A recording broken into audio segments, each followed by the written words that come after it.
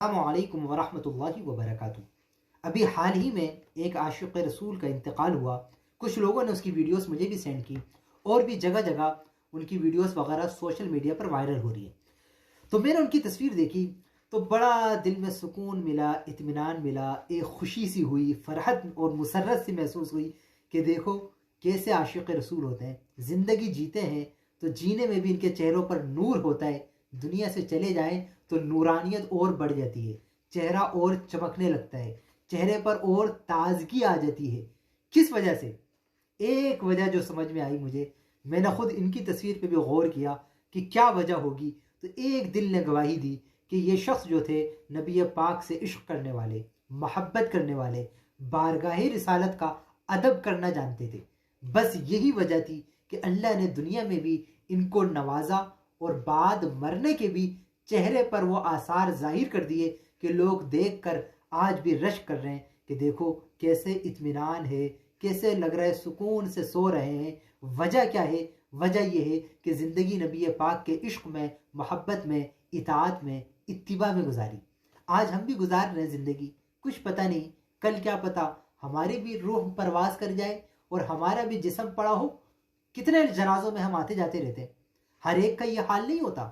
کئی ایسے ہوتے ہیں کہ چہرہ منہ کھل جاتا ہے، کئی ایسے ہوتے ہیں کبھی خون ٹپک رہا ہے، کبھی کسی کا ایسا چہرہ ہوتا ہے کہ لوگ دیکھتے ہوئے بھی دیکھ لیتے ہیں تو خوف کھاتے ہیں کہ یار اب ڈر لگے گا، یہ ہوگا۔ اس طرح کی باتیں بھی سننے میں آتی رہتی ہیں۔ اللہ کریم ہم سب کا خاتمہ اچھا فرمائے اور چہرے چمکائے۔ لیکن اس طرح کے معاملات بھی ہیں، تو دونوں میں فرق کیا ہوتا ہے؟ ایک فرق جو بہت ضروری ہے، جس کی آج بہت اشد ضرورت بھی ہے، وہ ہے نبی پاک سے تعلق قائم کرنا، نبی پاک کا ادب کرنا، نبی پاک سے محبت کرنا۔ یہ اصل ایمان ہے۔ اگر اس میں معمولی سی کمی رہ گئی، بندہ زندگی بھر نمازیں پڑھتا رہے، روزے رکھتا رہے، زکوٰۃ دیتا رہے، حج کرتا رہے، کلمہ پڑھتا رہے، قرآن پڑھتا رہے، حدیث پڑھتا رہے، سب کچھ کرے اور نبی پاک سے محبت نہیں ہے، نبی پاک سے عشق نہیں ہے، بارگاہ رسالت کا ادب نہیں ہے، کچھ بھی اس کو نہیں ملے گا۔ ساری عبادتیں رائے اور سب عبادتیں ضائع چلی جائیں گی اگر نبی پاک کی بارگاہ کا ادب نہیں ہے۔ تو سب سے پہلے اس کو جیے۔ اب وہ گئے دنیا سے اور جتنے بھی ایمان والے جاتے ہیں تو مولا علی کرم اللہ تعالیٰ وجہ الکریم کا وہ معروف اور مشہور قول یاد آتا ہے کہ جب آپ کو زخم لگا اور آپ کو شہید کیا جا رہا تھا تو آپ کی زبان سے برجستہ جملہ نکلا، فزت ورب الکعبہ، رب کعبہ کی قسم میں آج کامیاب ہو گیا۔ کیا کامیابی؟ کہ ایمان سلامت قبر میں لے جا رہے۔ جو نبی پاک سے تعلق تھا، محبت تھی، عشق تھا، اطاعت کی تھی، نبی پاک کی سنت پہ عمل کیا تھا، آج وہ سب نسبتیں قبر میں ساتھ لے جا رہے ہیں۔ بس یہ ہے کامیابی۔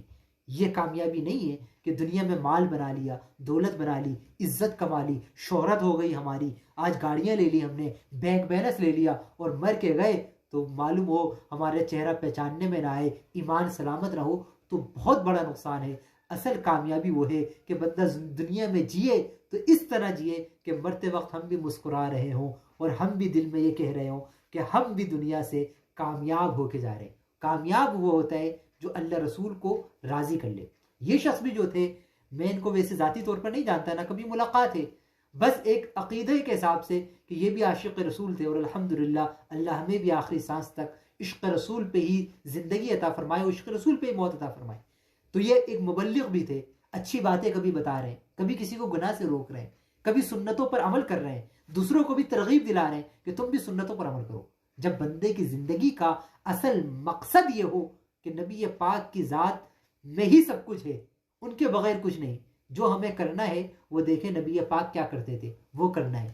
جب ہم سوچیں ہمیں بولنا ہے، نبی پاک کیا بولتے تھے وہ بولنا ہے، نبی پاک کیسے بولتے تھے وہ بولیں۔ منہ جب کھلے تو قرآن نکلے، حدیث نکلے، اچھی باتیں نکلیں، نیکی کی طرف ترغیب نکلے، گناہوں سے کسی کو روکیں، کبھی گناہوں کی نفرت بتائیں، تو پھر اس کا اجر ملتا ہے دنیا میں بھی اور آخرت میں بھی۔ پھر بندہ دنیا سے جاتا ہے تو چہرہ بھی اس کا اطمینان ہوتا ہے، سکون ہوتا ہے، اور اللہ کی طرف سے بھی اس پر انوار و تجلیات، رحمتوں کا، نعمتوں کا نزول ہوتا ہے۔ دعا ہے اللہ کریم ان کے درجات کو مزید بلند فرمائے اور ہم سب جتنے بھی ہیں ہم سب کو سچا پکا نبی پاک کا عاشق بنائے اور اسی میں زندگی اور اسی میں موت عطا فرمائے، آمین۔